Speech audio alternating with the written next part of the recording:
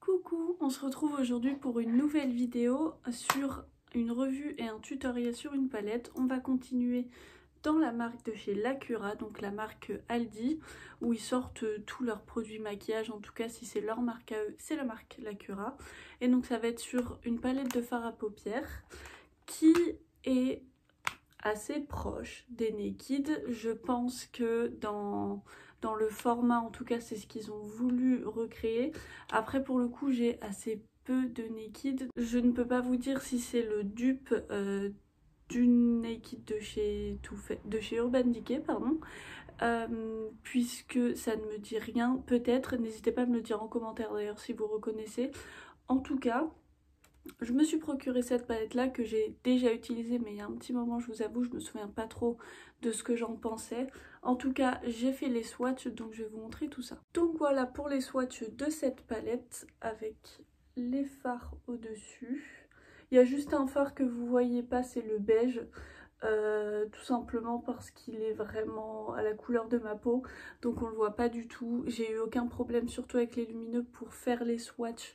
Ils sont très lumineux, crémeux. Par contre j'en ai certains, notamment ces deux-ci, qui vont, je pense, faire énormément de chutes. En tout cas moi j'en ai eu, en l'appliquant sur mon doigt, j'ai vraiment vu que c'était granuleux, j'en ai un peu partout. Je m'en suis mis sur le pantalon d'ailleurs. Mais donc ces deux-là me font un peu peur. Après c'est pas ceux que je comptais utiliser en priorité, donc en vrai tant mieux. Mais il faudrait que je reteste aussi après, je pense, avec ceux-ci, parce que à mon avis il faut faire attention à pas en mettre partout. Maintenant que je me suis nettoyé le bras, on va pouvoir commencer à se maquiller. Alors les fards n'ont pas de nom, mais de toute façon je vais vous montrer ce que j'utilise. Et je vais en tout cas commencer avec ce beige-ci dont je vais me servir pour poudrer ma paupière. Comme je le fais d'habitude, donc on poudre la paupière mobile jusque sous l'arcade sourcilière. En creux de paupière, je vais me servir de ce orange assez flash. J'espère qu'il sera aussi intense sur ma paupière. Et donc du coup pour commencer le travail en creux de paupière, oula. Ouais, alors j'ai à peine trempé mon pinceau dedans et je sais pas si vous verrez, mais il y a de la poudre absolument partout.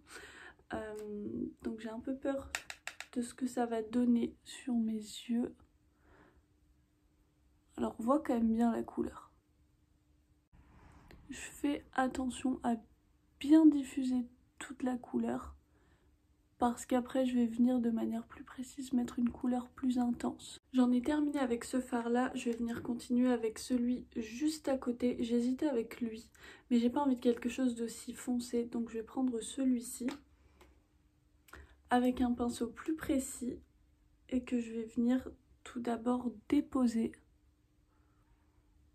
sur mon creux de paupière, enfin dans mon creux de paupière plutôt, et ensuite je viendrai avec un autre pinceau l'estomper. Et maintenant je reviens avec un autre pinceau propre pour estomper tout ça. En me mettant aussi près, je me suis rendu compte que j'avais eu quelques chutes du orange du départ sous mes yeux, mais j'ai pas eu de problème à les retirer, donc j'estime que ça va.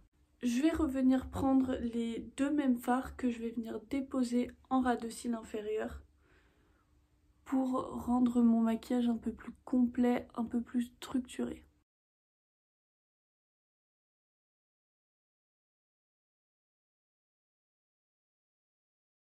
C'est bon pour le ras de cils inférieur. Je voulais changer un petit peu et pas trop rester dans les orangés, donc je vais venir mettre ce fard-ci au doigt sur ma paupière mobile en espérant que je n'ai pas des chutes partout. Je viens de les sentir.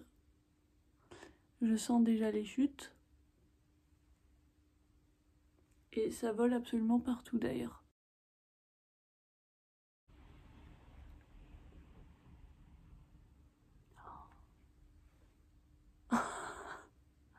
Waouh! Je savais que j'avais beaucoup senti les chutes, mais pas à ce point-là. Est-ce que vous voyez bien? Je reviens, je vais prendre un pinceau. J'ai mon pinceau et on va croiser les doigts pour que ça parte.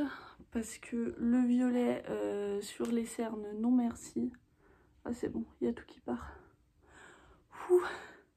J'ai eu très peur que ça reste parce que vraiment, en plus c'est une couleur foncée. Donc je me suis dit jamais ça va partir. Enfin en tout cas si ça ne part pas, ça va être horrible. Il fallait s'en douter, mais j'ai la même chose de l'autre côté, un peu moins, mais comme je le sais, je fais forcément plus attention. Ensuite, sur le reste de ma paupière mobile, je vais venir déposer ce fard-ci, donc le rouge, donc sur l'intérieur de ma paupière mobile. Et je sens à nouveau les chutes. C'est fou. Ça se voit moins. Elles sont moins grosses, les chutes, mais il y en a. On va refaire la même chose que pour le violet et essayer de retirer les chutes.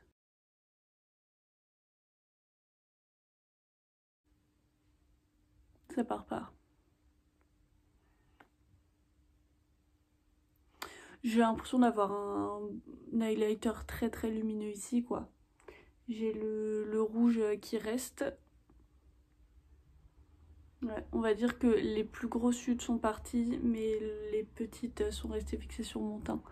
Donc ça c'est dommage. Pour en finir avec les lumineux de cette palette, je vais venir utiliser ce fard-ci qui va me servir du coup en point de lumière.